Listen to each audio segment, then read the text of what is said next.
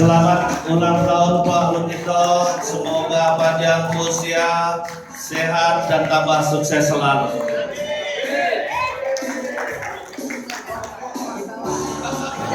Nanti dibagi sama teman-teman ya Pak.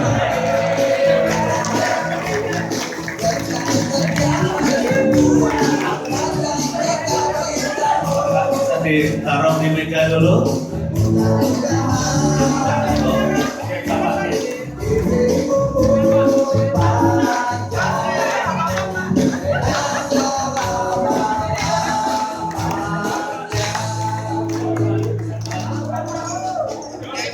Silakan Pak.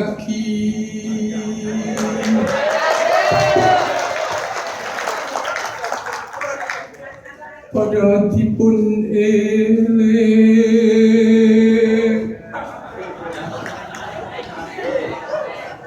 ing pitutur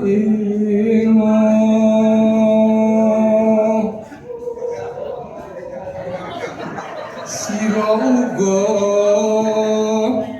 satriya arani.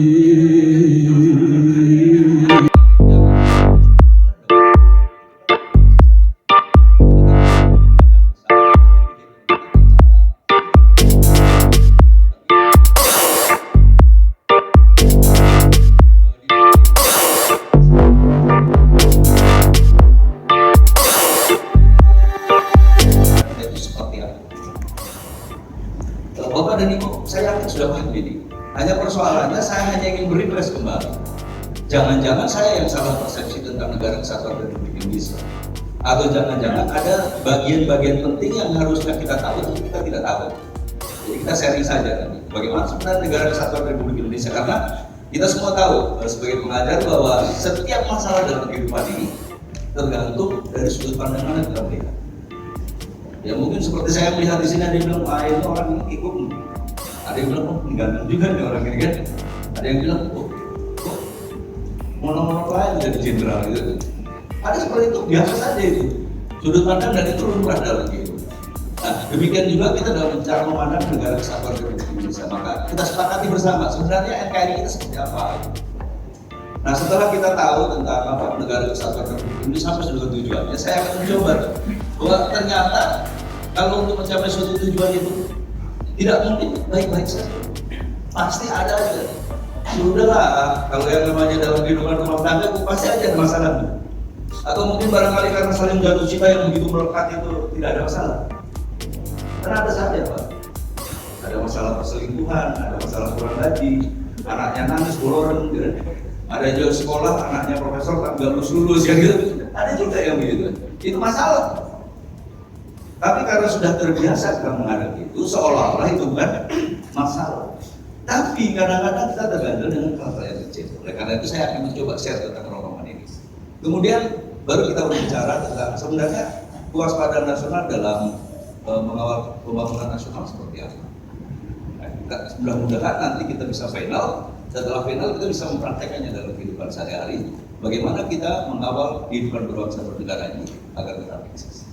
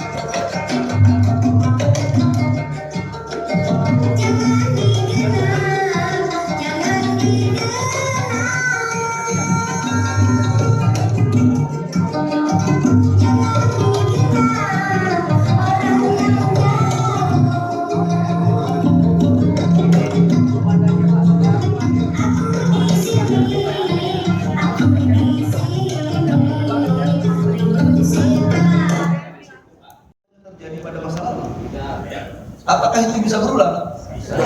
Bergantung pada siapa itu? kepada kondisi kita sendiri. Makanya nasib suatu bangsa ditentukan oleh bangsa Sendiri. What do you want? Apa yang Anda inginkan? Merdeka kah atau dijajah orang? Merdeka. Oke, benarkah? Nah, kita coba aja lihat nanti. Ya kan? Kan ukurannya itu yang pertama adalah kedaulatan, yang kedua kemakmuran, yang ketiga kesejahteraan, yang keempat keadilan. Benarkah? Atau jangan-jangan kita masih tidak independen? Ada hal-hal yang lain harus kita evaluasi. Bapak dan Ibu sekalian, dalam bahasan ini kita tidak bicara tentang benar dan salah, tapi bagaimana mengelola keadaan itu agar situasinya bisa diarahkan ke arah tadi itu. Nah, kadang-kadang kita terkooptasi salah dan benar karena kehidupan itu tidak berlanjut. Kita pasrah saja. Oh, selesai. Nanti kau masuk neraka, nanti kau dapat surga. Siapa yang tahu? Ada yang bisa jamin ada yang masuk surga dan neraka? Nah, gurunya suruh datang ke saya, ya. Saya mau tanya kau, benarkah kau bisa jamin masuk surga dan neraka? Sama-sama tidak tahu kita. Berarti kalau kita jawab sama-sama ngawur, ya. Oh, kata bukunya, ya kata bukunya. Kau tahu kan? Tidak juga. Sama-sama tidak tahu, hanya ada keyakinan. Nah, begitu kita ngomong keyakinan, itu adalah tuntunan hidup supaya tidak terlalu keliru.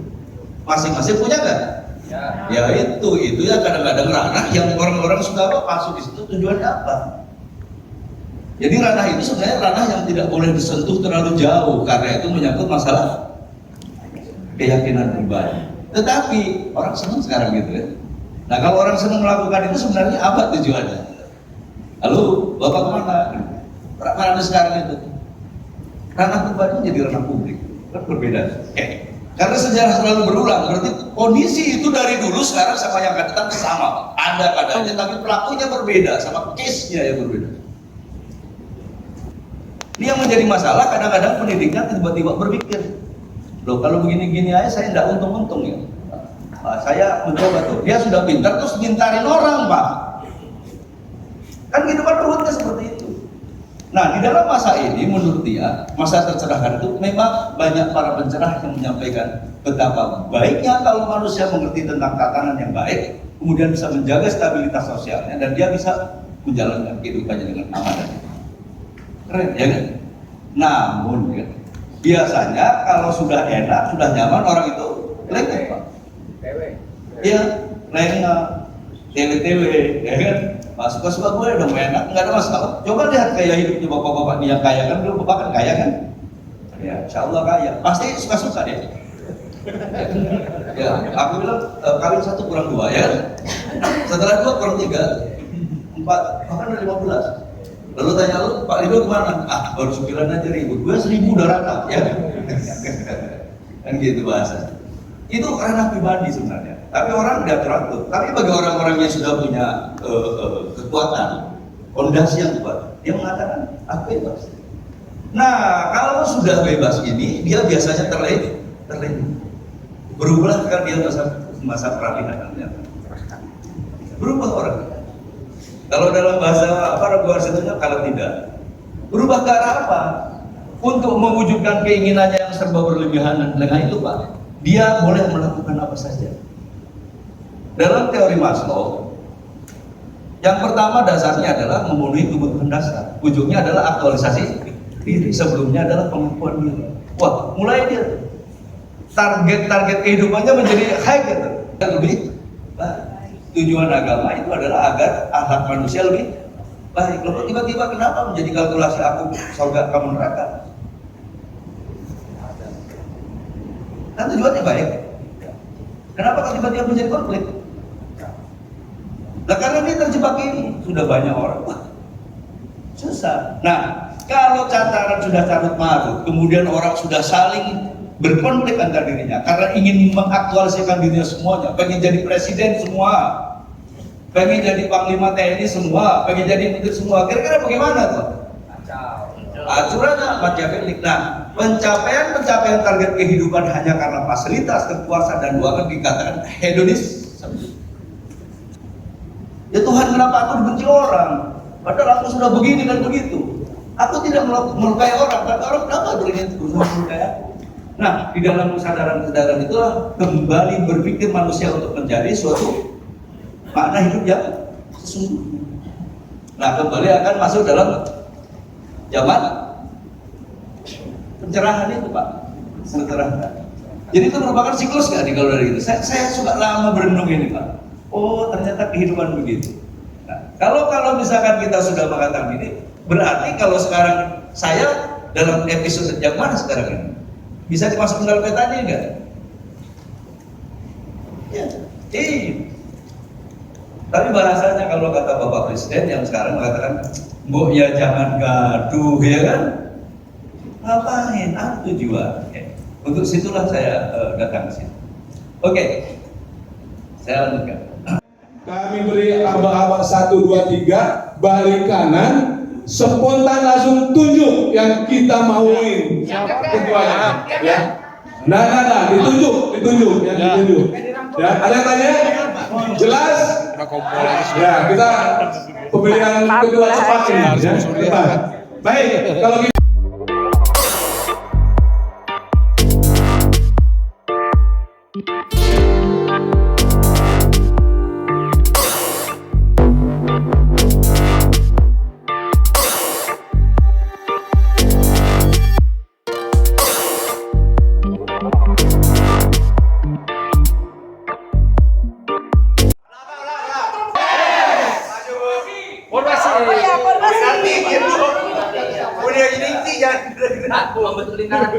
Kameramen tenang aja, kameramen. Ibu pendeta mundur maju. 3, 2, 1. Bhinneka Tunggal Ika. Yes. Kalimantan Timur. Ruhut Rahayu terpesona, aku terpesona memandang menjadi yang dewa. Terpesona, aku terpesona memandang menjadi yang kece. Terpesona, aku terpesona memandang menjadi yang dewa. Terpesona, aku terpesona memandang menjadi yang kece. Adakah Bhinneka Tunggal Ika di hatimu? Ada. Adakah Lemhanas di jiwamu? Ada. Mana dia? Ini dia. Mana dia? Ini dia. Ya. Rob. Terima kasih.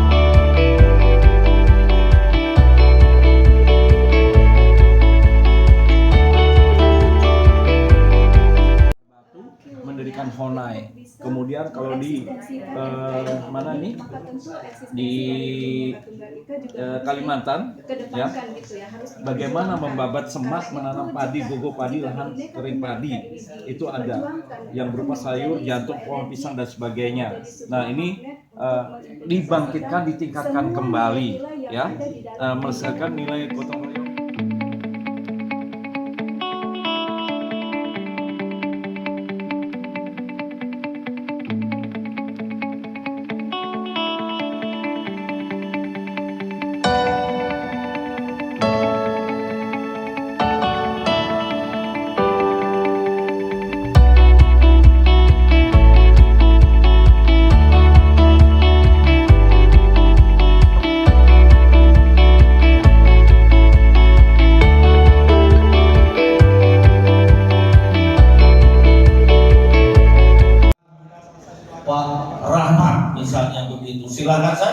dalam mekanisme kelompok. Jadi yang sudah terpilih sekarang ini silakan dicatat nanti untuk kita kepentingan minimal kita menuju diskusi kelompok. Kepemimpinan kelompok itu sudah ada, tanggung jawab kelompok itu kita sudah tahu orangnya. Dalam pelaksanaan pekerjaan di dalam diskusi kelompok maupun diskusi antar kelompok silakan. Dalam negara kesatuan Republik. Oke. Nah, Bapak dan Ibu sekalian, kalau kita melaksanakan kegiatan pembangunan yang dikatakan never ending process dan tetap kita waspada supaya rongrongan tadi tidak keluar dari sistem yang kita sudah kerangkeng itu, maka terciptalah ketahanan nasional kita. Artinya eksistensi bangsa tetap bisa dipertahankan. Kan sudah diajar sama Prof. Dadan kan masalah ketahanan nasional kan? Resilience, keuletan kita untuk menghadapi suatu. Kalau itu bisa dilakukan terus menerus, berarti pembangunan berjalan terus kan? Maka tidak mustahil rakyat sejahtera, ya negaraku. Percaya nggak kalau rakyat sejahtera negara kuat? Kenapa? Filosofinya apa? Rakyat sejahtera negara kuat. Ini kata kayak Letjen Saidi Mansuryo Hadiprojo, guru saya waktu saya di Tiga Jalan. Guru saya juga guru Pak dulunya. Tapi Pak kamu pintar, jangan kau tanya itu. Pacaran pintar juga, jadi aku sering diskusi gitu. Jadi dia mengatakan rakyat sejahtera. Karena apa? Kalau orang sudah enak kayak tadi itu, biasanya kalau ada yang ganggu dia bertahan nggak? Dia tidak mau rasa bagus, nyaman itu diganggu orang lain. Bapak sudah berkeluarga, ibu sudah berkeluarga, coba diganggu orang lain, marah nggak dia? Iya pasti marah Pak. Kalau di Makassar sana, siri itu ya. Kau harus keluar dari pulau, kalau tidak kubunuh kau atau kita taruh sarung lah, ya. Nah itu Pak, rakyat sejahtera, negara kuat. Tapi ini bisa tercapai apabila rongrongan ini diwaspadai, tetap dikerangkeng dalam sistem yang teratur sehingga pembangunan nasional bisa berjalan terus, terciptalah ketahanan nasional yang tangguh. Itulah kewaspadaan nasional. Yaitu tangan buat Pak Ridho Pak. Oh ini kalau ada yang pidato pakai bahasa Arab, kau tidak mengerti tepuk tangan. Aku pidato dari tadi, datang ke Jakarta sampai berbuih ada yang tepuk tangan Pak ya. Waduh, padahal udah dandan, saya sebelum sini dandan Pak. Dandan bagus, waspada ini. Maka kita akan kehilangan momentum untuk menyelesaikan masalah-masalah strategis. Namanya juga masalah. Keadaan tidak sesuai dengan harapan. Kan masalah itu. Ini banyak orang yang stres gara-gara masalah. Padahal masalah itu hanya keadaan yang dihadapi tidak cocok nih dengan harap. Bagaimana cara mencocokkannya? Cocokkan saja kalau bisa. Kalau tidak bisa sudahlah. Itu sudah takdir. Iya. Ada Pak. Kalau enggak kepegadean ya. Menyelesaikan masalah tanpa masalah. Iya. Masalah buat lo ya kan. Pembangunan nasional akan terhambat. Bisa gagal nggak? Bisa gagal Pak. Kalau sudah bisa gagal kita lemah. Kira-kira kalau teori yang saya sebutkan 3 itu dia masuk lagi nggak tuh? Alhamdulillah. Itu kucing ada ikan asin Pak. Dia ada tuannya. Dia hanya berdiri saja. Begitu tuannya pergi, tangkap. Oke. Nah, lihat ini. Mendorong terjadinya kekerasan primordial menggunakan cara kekerasan untuk melakukan perubahan sosial politik. Oke. Apakah ciri-ciri yang ada? Apakah ini ciri-ciri ada? Ada. Kalau sudah ada berarti yang orang yang pakai topi itu ada dong. Tapi kita tidak kenal, ya? Oke. Waspada nggak tuh? Pengen masuk ke dalam zaman kegelapan atau tetap bertahan dalam kondisi NKRI tetap jaya sepanjang masa? Ya udah waspada kalau gitu. Jangan tolengah. Oke? Setuju? Setuju nggak tuh? Tuh dia. Nah, mereka sudah bekerja. Jadi benar perasaan Bapak dengan perasaan saya sama. Sama frekuensi kita sebagai pecinta tanah air. Ada ketidaknyamanannya. Tapi siapa pelakunya aku tidak tahu. Nah kalau kita tidak tahu, berarti ada sesuatu yang tersembunyi. Kalau sudah tersembunyi, berarti ada hidden operation. Ini Pak. Mereka sudah bekerja dengan senyap, ya kan? untuk masa depan mereka yang inginkan. Jadi yang namanya bangsa-bangsa di luar itu Pak, sangat ingin sekali mensejahterakan bangsa Indonesia. Dia rela mati demi kejayaan Indonesia. Dia kerahkan segala potensinya. Jadi marilah kita bersandar ke Jepang ya, supaya dia memakmurkan bangsa kita. Marilah kita bersandar ke Cina. Marilah kita muliakan Arab. Mari kita muliakan Amerika agar Indonesia jaya raya. Begitu kan? Iya. Jangan Raja Arab sama putrinya pesta-pesta di Amerika, Pak. Kita nggak boleh minum wine. Dia minum wine pakai bra sana. Iya toh, ya toh. Orang Amerika dia bilang, oh, orang harus dipengerti, harus segala macam hormat sama orang. Dia orang langsung mati kalau dia sama. Jangan dibodoh-bodoh Pak. Saya tidak mencoba untuk membongkar keyakinan Bapak dan Ibu, tetapi mari dalam kehidupan sosial kita harus bisa mengantisipasi. Jelek-jelek ini Indonesia milik kita sendiri, harus dibangun sendiri, tentukan nasib sendiri, atau kita tentukan nasib melalui Cina. Ayo, ya kalau saya sih yang namanya juga saya kan pengikut, dibilang warga negara Indonesia juga bukan, ya. Dibilang tidak juga di Indonesia, kalau bertemu juga katanya Pak Ridho harus maju, ya sudahlah kita jangan terserah kesepakatan kau aja, karena kau ini sekarang episodenya begitu. Oke. Nah, oke. Lalu bagaimana cermati itu media ini? Cermati itu jika tidak terlalu sulit nanti kita bedanya. Kemudian sadar akan pencapaian tujuan. Teguh, kalau bahasa Bapak itu istiqomah untuk mencapai tujuan. Negara adil dan makmur, sejahtera dan berkedaulatan berdasarkan Pancasila dan Undang-Undang 45. Titik nggak? Titik atau tidak? Ya titik sudah, jangan mau gitu-gitu lagi.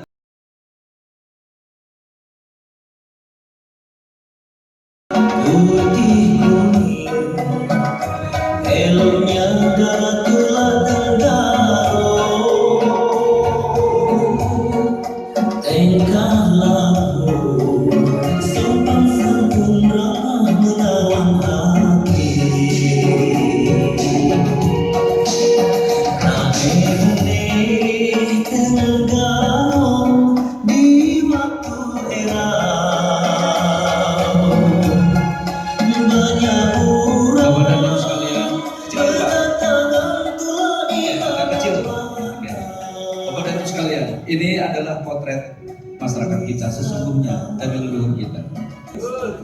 Kalau ternyata ada yang berubah dari bahasa-bahasa begitu, artinya kita sudah terlalu keluar dari rel kultur sosial. Salam sakti. Terima kasih. Assalamualaikum warahmatullahi wabarakatuh. Terima kasih itu kepada Bapak. Kita berikan aplaus yang meriah buat beliau. Baiklah Bapak. Tadi ada saya klarifikasi tentang instruksi saya tadi yang pertama, bangsa Indonesia, suatu entitas politik dan seterusnya. Karena sebenarnya terjawab tadi, hanya saja terpisah, ya. Karena secara teoritis bahwa kita berserikatan berkumpul itu untuk mencapai suatu cita-cita. Jadi saya mau tambahkan tadi bahwa di situ belum ada cita-citanya. Kita bangsa Indonesia itu harus punya cita-cita untuk kesejahteraan. Tadi terjawab. Tapi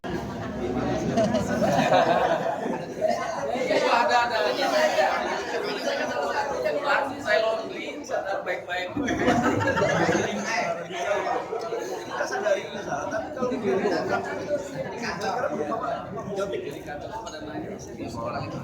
itu yang pilihan kembali yang sangat antara itu dan tidak nyaman. Kita pilih tidak nyaman, kita hanya mengatakan demokrasi. Tapi dikatakan udah jelas itu Pancasila mungkin yang tinggi di sini.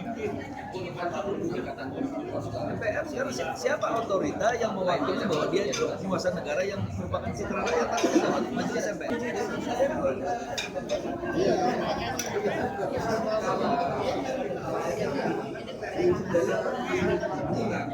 Seperti saya waktu itu saya herankan, ini mau bilang kekeringan, tapi juga banyak macam-macam. Atau langsung pemilihan langsung, karena mengadopsi demokrasi yang berjalan di sebuah negara atau sudah kita sebutkan. Pergeseran ini menurut Jenderal mohon izin, apakah ini akan mengubah pemaknaan dari filosofis yang ada sebagai bangsa? Karena saat ini kita sudah dipilih langsung, mungkin presiden kita yang sebelumnya memang dipilih oleh perwakilan. Namanya juga perwakilan, permusyawaratan dan perwakilan mewakilkan, tapi saat ini tidak lagi diwakilkan. Nah ini apakah nanti akan merusak tatanan dari sebuah negara yang disebut Indonesia ini menjadi suatu negara yang agak kita tidak Indonesialis lagi, atau mungkin agak cenderung memilih demokrasi yang berjalan di luar sana, atau terlalu ke barat-baratan, atau seperti apa? Menurut pendapat Jenderal mohon izin. Oke, terima kasih. Mewakili milenial Jenderal izin. Mewakili milenial. Milenial. Siap. Latar belakangnya apa? Latar belakangnya apa? Latar belakang saya anggota Polri dan Polri. dosen sini. Oke, terima kasih. Ya, satu lagi. Nanti tiga saya jawab. Ya, biar anak-anak muda. Iya. Ya, baik. Tadi saya tertarik ada dua pertanyaan intinya, Pak. Satu itu terkait dengan revolusi industri keempat. Kalau kita pahami kan satu itu kan melahirkan tokoh Gutenberg. Kalau kedua itu Fordisme dengan mechanical automation untuk mobil. Tiga itu melahirkan Bill Gates. Komputer. Keempat itu melahirkan persentuhan antara internet dan manusia. Fisik itu ada batasnya. Itu melahirkan kayak Mark Zuckerberg dan lain-lain. Nah ini terkait revolusi industri keempat, Pak, saya pernah kunjungan ke Tiongkok, Pak.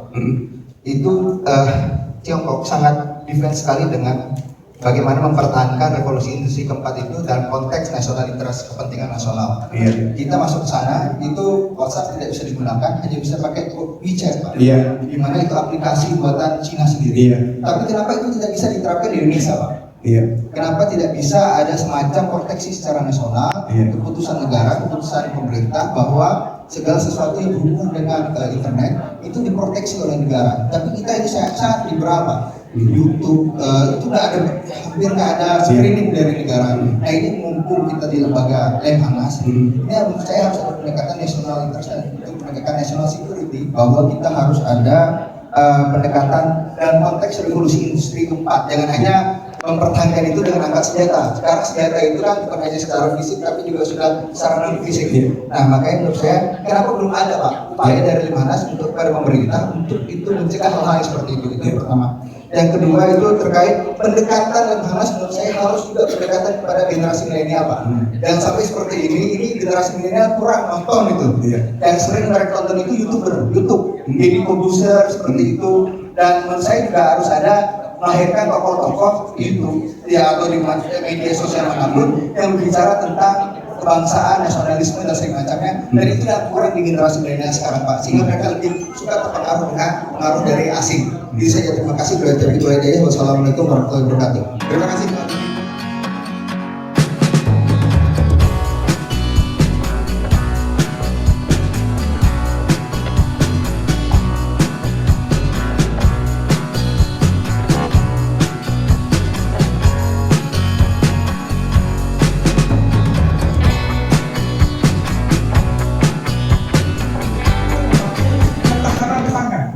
Bukan security. Kalau security asal kita butuh ada.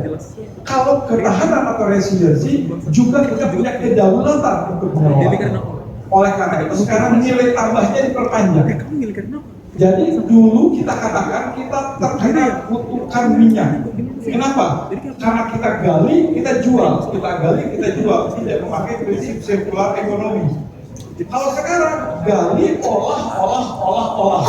Yang kemarin juga didiskusikan. Nah, jika kita memiliki semacam itu, maka kita sudah sustainable. Nah, seringkali ada pandangan yang entah dari mana gagasan itu buat saya tidak setuju. Ini kan kita punya, kita panggil orang lain aja cukup. Yang kedua, kalau kita berbicara ukuran kinerja, Pak, ya. Jadi memang ketahanan nasional ini diukur ada beberapa variabelnya, ada 81 variabel. Tetapi titik beratnya bukan pada proses tapi kinerja. Jadi kita lihat, misalnya Dengan saya mengukur kolesterol Bapak, saya tidak mengukur bagaimana kolesterol Bapak terjadi. Tapi wah, kolesterolnya di atas 200. Jadi itu yang paling simpel kita lihat.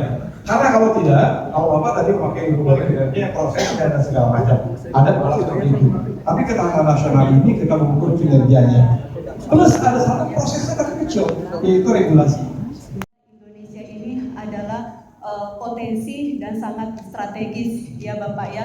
Kita punya sumber daya alam yang luar biasa dan tadi sangat meneliti sekali bahwa ternyata lingkungan kita ini dirusak oleh generasi bangsa gitu ya Bapak ya. Nah baik, untuk kondisi di negara kita berkenaan dengan potensi sumber daya alam Indonesia yang luar biasa dan mengacu pada konstitusi pasal 33 bahwa bumi, air, dan kekayaan alam yang terkandung di dalamnya itu dikuasai oleh negara. Nah, untuk memaknai kata dari dikuasai oleh negara, bahwa apapun yang terdapat di dalam bumi Indonesia, baik di udara dan seterusnya, adalah merupakan tanggung jawab daripada negara, diamanahkan kepada negara dalam bentuk penguasaan, tidak berarti dikuasai secara subjektif, tapi bagaimana penguasaan dalam hal ini negara untuk sebesar-besarnya kemakmuran rakyat. Tapi fenomena yang terjadi bahwa begitu banyak potensi alam yang dimiliki oleh bangsa Indonesia, tapi belum membuahkan hasil yang maksimal untuk sebesar-besarnya kepentingan rakyat. Salah satu contoh misalnya, infrastruktur jalan. Kalimantan Timur merupakan salah satu wilayah yang memiliki potensi alam yang luar biasa, termasuk dalam hal ini batu bara. Dengan batu bara ini, saya yakin bisa membangun Indonesia. Baru satu Kalimantan Timur saja. Bagaimana dengan potensi-potensi yang ada di Papua? Selanjutnya, tapi yang paling miris dalam hal ini Bapak, pembangunan infrastruktur yang belum memberikan kesejahteraan, belum memberikan kebahagiaan bagi rakyat.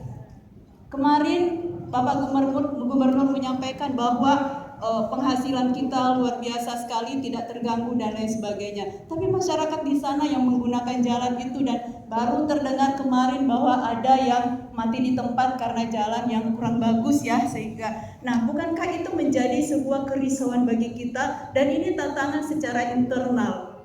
Satu sisi kita bangga sebetulnya punya aset yang luar biasa, tapi tidak membahagiakan bagi rakyat secara internal. Kemudian jika kita usut daripada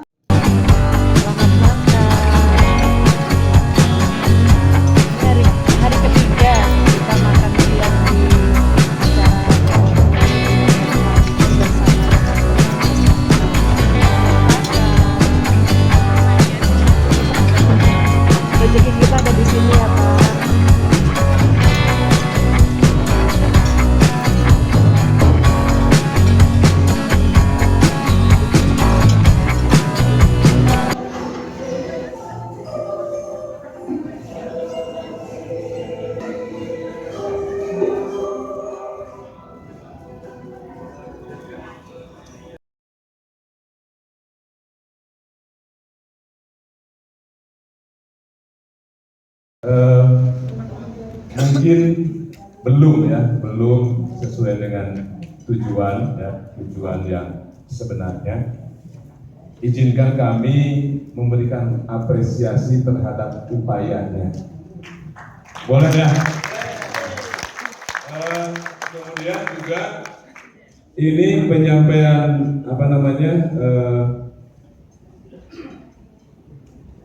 kayaknya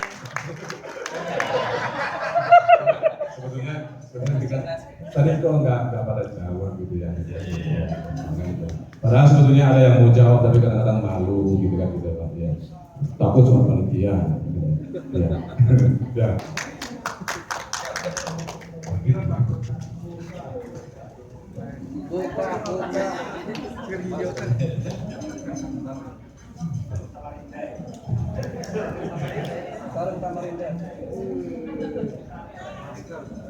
Sia-sia deh.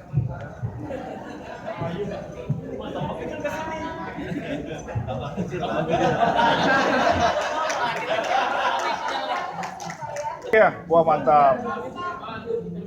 Ya. Nanti berenang. Ibu, Pak Ahmad, ada komplain nggak?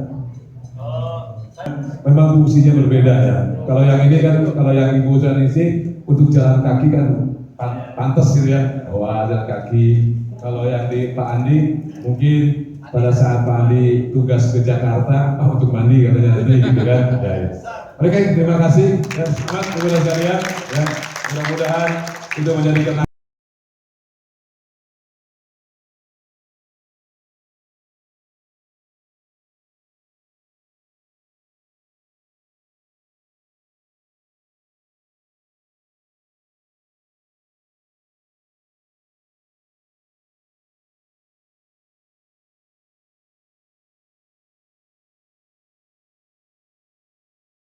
Dari jumlah 25 yang hadir 23. Karena kan nggak mungkin semua jadi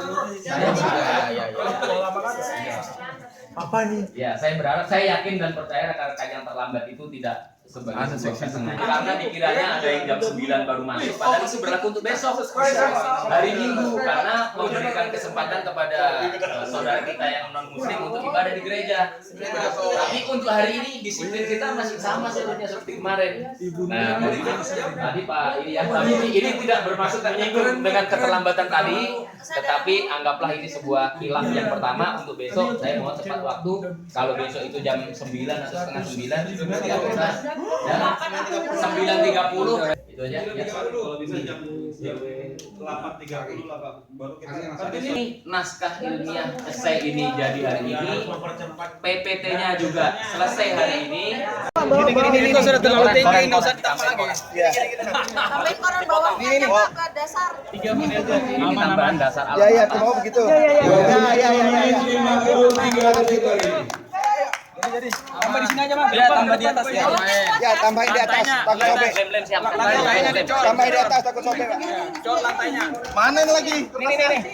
Ini, kurang kemana? Silakan dibawa ke depan oleh salah satu perwakilannya. Pinggir-pinggirannya ya. Pinggirannya tadi di kanan. Tangan jangan sampai jebol.